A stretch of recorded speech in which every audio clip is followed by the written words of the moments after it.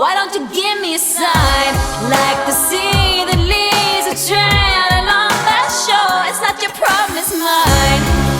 Everybody thinks that I'm okay.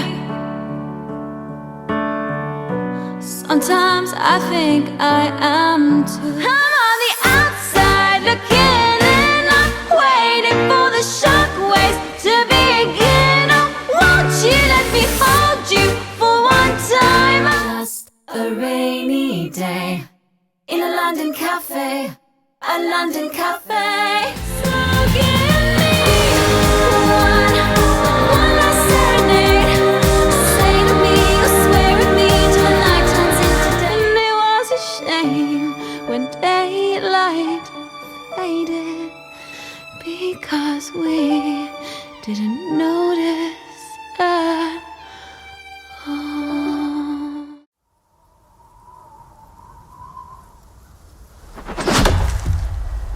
Why do you want to hunt? Because you all think that I can't. I saw a sign in the sky. I'm ready. Muy nita. Hello, I'm Sophia Jessica, and welcome to the Fan Carpet. Naru is a young Comanche woman who wants to be a hunter, and is told by the people around her who know her the best that probably the thing that she feels called to she shouldn't be doing, which is very hurtful. And it's not a film about, like, you know, defying the patriarchy or anything like that, because there were female warriors and there was like a woman warrior society in Comanche culture, so it's literally more personal to her. She's kind of the type of person that the more you tell her no, the more she wants to say yes, or prove yes, and you watch her go through things like crazy action experiences, but also, you know, the emotional roller coaster of believing in something really hard and then also, you know, having moments of doubt. Absolutely. Amber Midthunder plays Naru, and Naru is a skilled hunter, edge of warrior type of person, and she's, you know, she can out hunt all the rest of the men in her hunting party, and her brother, you know, they're really close, so they grew up hunting together, Tabe, and he's played by Dakota Beavers. So Amber just brings like a unique physicality twist and most of all emotion to this character. I grew up loving The Predator. I was in third grade and not allowed to see it, and desperately wanted to. And when I eventually did, I think the thing that I was so captivated by was it was the first time I had seen a genre mashup. I would later go on to fall in love with John Carpenter and eventually see Aliens and all sorts of other movies that tick the same box. But Predator to me represents exactly that, being an action movie combined with a science fiction film combined with a horror movie. The thing that I was so excited about was to still retain that essence, but I think our film is a little bit more of an adventure film, a historical epic that then combines with suspense and horror and sci-fi and all those things. And frankly, I'm super stoked for people to finally see our version of The Predator. One of the things that made the original so exciting was that it was so surprising. We saw it cloaked, and we thought, that's the Predator, and then we saw it decloaked, and with that biomask, we thought, oh no, that's the Predator, and then yet still, when it removes that, that was the Predator. And none of the other movies have really been able to function that way. And our movie, with our redesign, allows us to be that exciting, even for diehard fans of the franchise.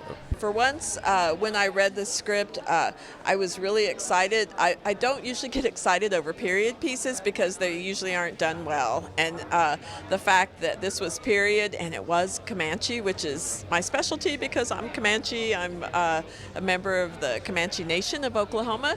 So it was my culture, and I knew that we could just take it up a level and take it to the next step and try to shift that paradigm that Hollywood has of not representing and not creating accurate depictions of Native people.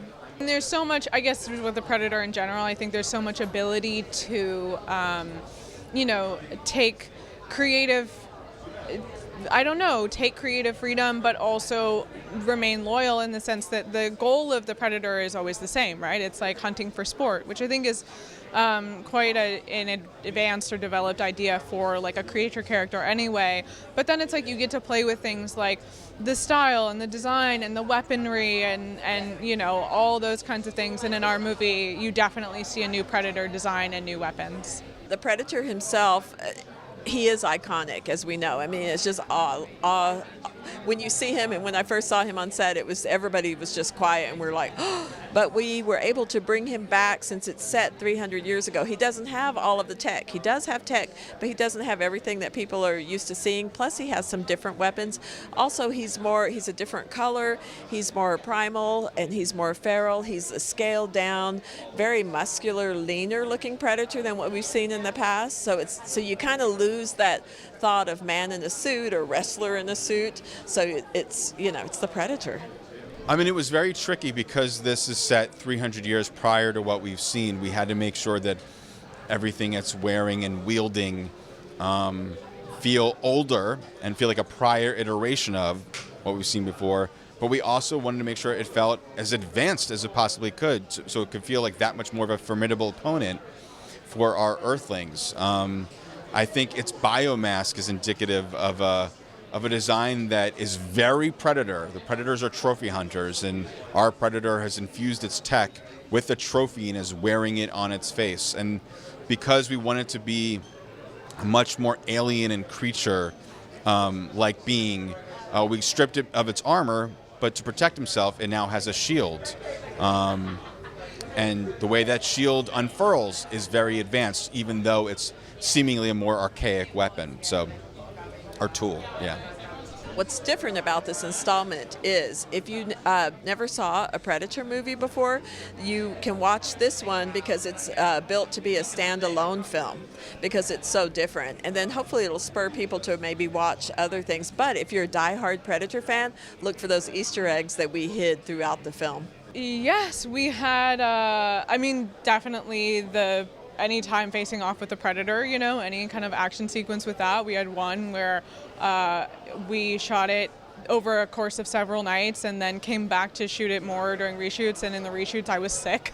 So we didn't finish it the first time and then came back and I was sick the next time, and so that just felt like, you know, the sequence that would never, no sequence was easy, but that felt like the one that would never come with any kind of, you know, any kind of ease, but it was all right.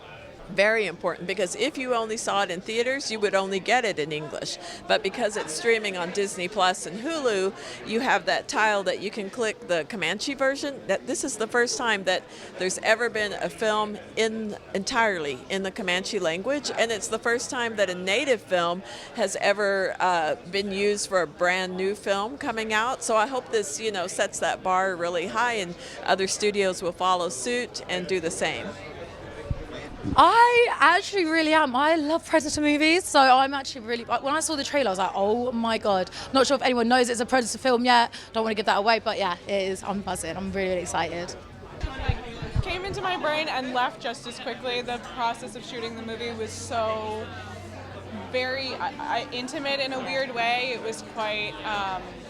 you know, the country was locked down, and there were times when it was just the Comanche camp, and then there were times when it was just me on set. So it really felt kind of like we were in our own world, and all the big ideas of like a franchise or, you know, all these things kind of just fell away. Casting Amber was obvious as soon as we had her audition. The scene that she auditioned with was the scene between her and her mother. She did it 3 times. She did it once as written, once in Comanche, and then once silently. She performed a dialogue scene non-verbally, and that was incredibly moving. And then when we did some physical stuff, she was never just crawling or running or leaping over a stack of mats. She was always finding the emotional beats of the scene. So that's exactly what this movie needed, and she went through a whole lot of training to rise to the occasion, just like Naru does, and become a total badass.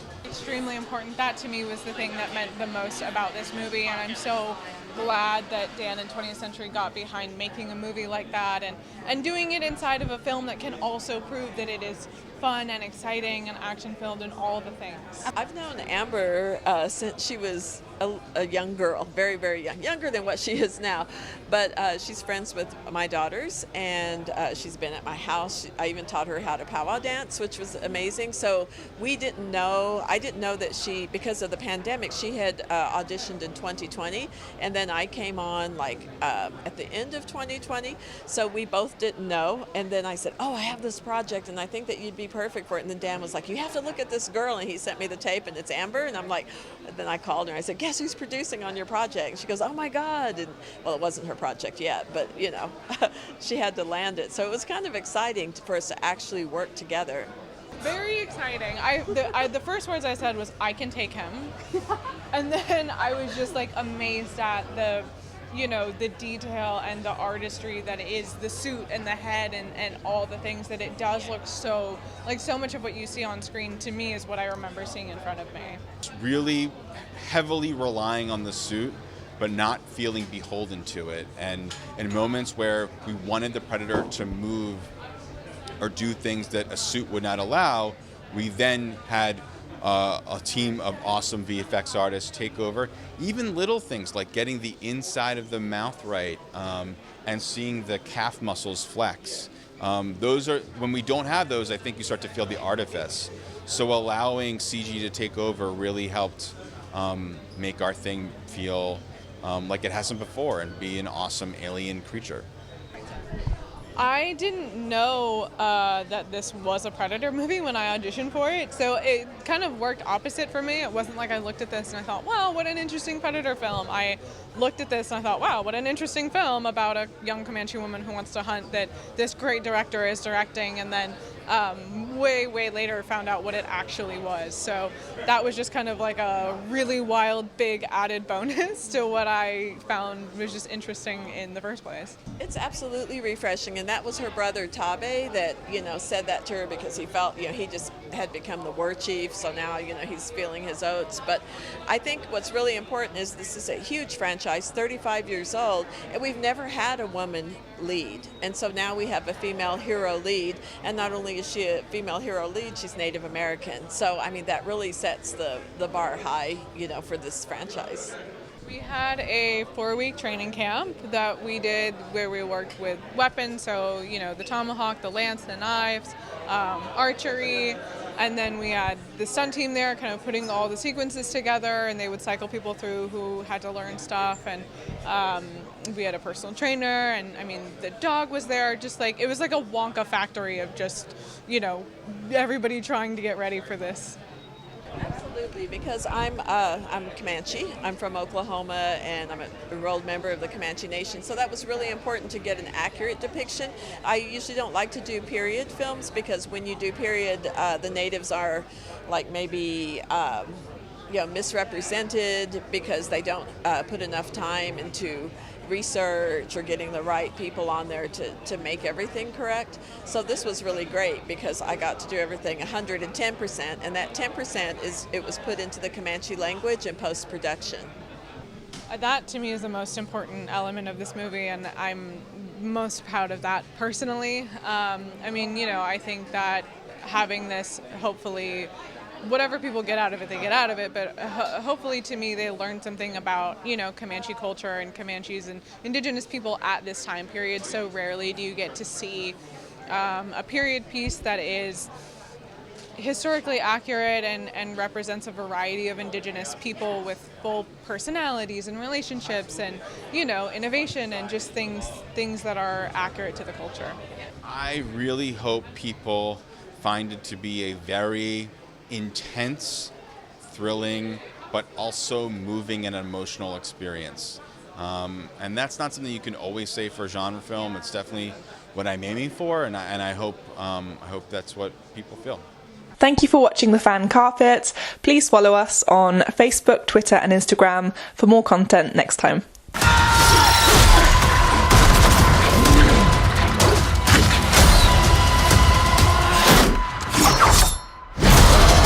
Whatever did this, I can kill it.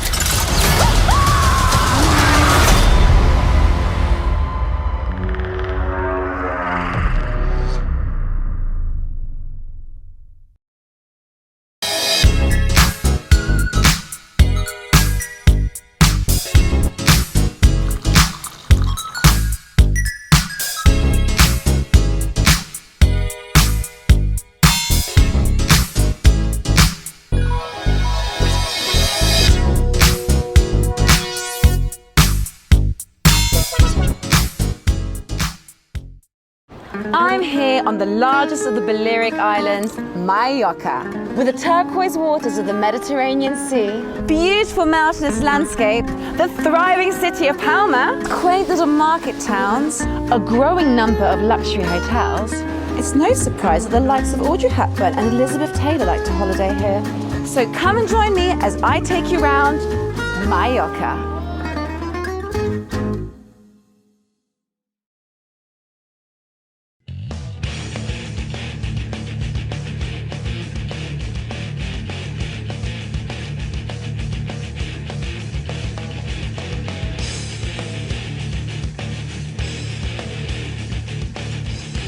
Thank you for watching The Fan Carpet. If you like this video, be sure to click that thumbs up button at the bottom of your screen. And also be sure to subscribe to the Fan Carpet YouTube channels. They're absolutely free and so much fun too. Be sure to check out the official website, thefancarpet.com. Also, you can follow us on Facebook, Twitter, and Instagram to stay up to date with reviews, competitions, the latest news, and so much more.